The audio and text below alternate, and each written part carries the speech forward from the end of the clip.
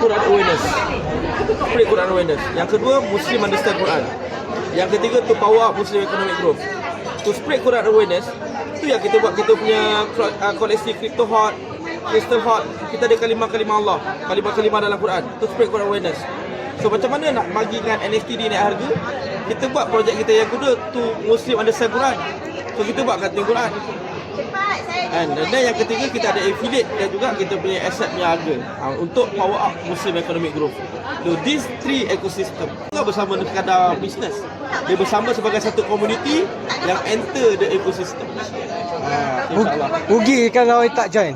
rugi sebab dekat dalam ni lah bos akan jumpa maklumat-maklumat yang tak ada dekat luar sana.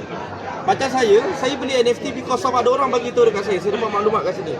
So rugi. Bukan saja rugi segi bisnes, tapi rugi information yang kita boleh growkan ibu aflaf kita, insyaAllah.